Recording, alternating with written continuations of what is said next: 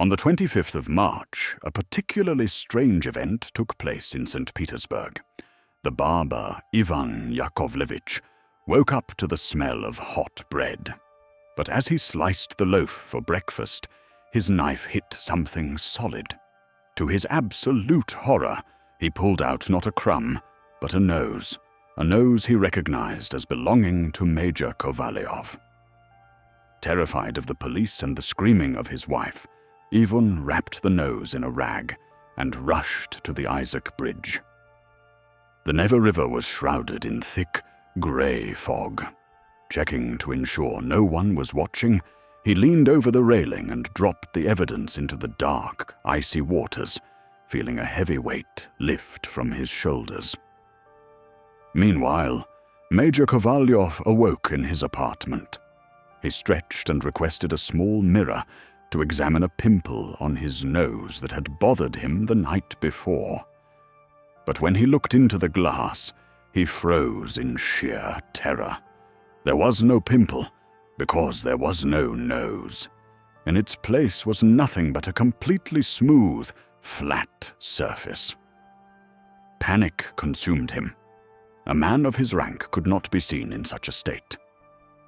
He dressed hurriedly, pressed a white handkerchief tightly against his face to hide the absurdity of his condition, and rushed out into the cold streets of St. Petersburg, hoping to find the chief of police before anyone noticed his deformity.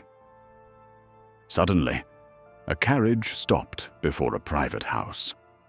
The door opened, and a gentleman in a gold-embroidered uniform stepped out. Kovalyov watched in disbelief. It was his own nose, and judging by the plumed hat and the sword at its side, the nose held the rank of state councillor, 3 ranks higher than Kovalyov himself. He followed the fugitive into the Kazan cathedral. The nose was praying with great piety.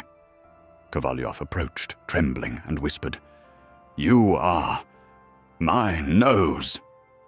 The nose turned, looking down at him with disdain. "You are mistaken, sir. I am my own person. Besides, judging by your buttons, we serve in different departments." And with that, the nose turned away. Desperate, Kovalyov ran to the newspaper office to place a missing person ad, or rather, a missing nose ad. The grey-haired clerk listened, but refused flatly. A nose running away. It is too absurd. It would ruin the paper's reputation.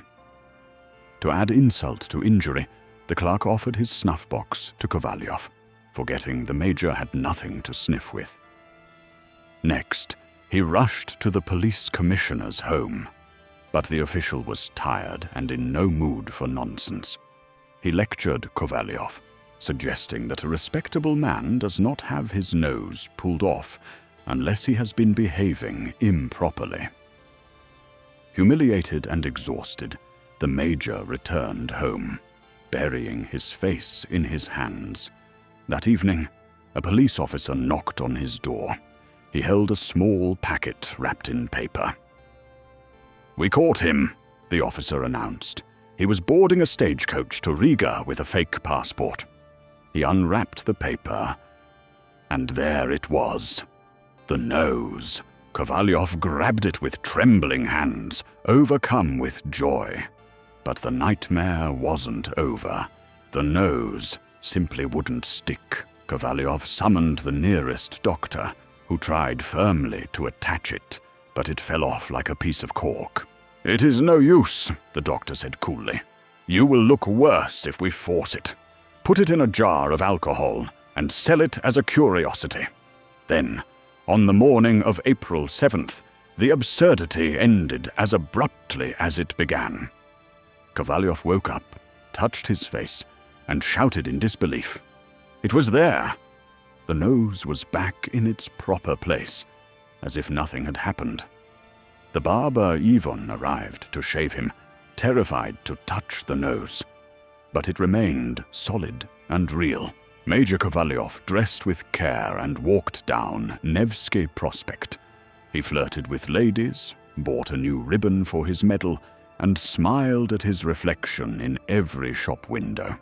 He learned nothing from his ordeal. He was simply a man with a nose again, lost in the vanity of St. Petersburg.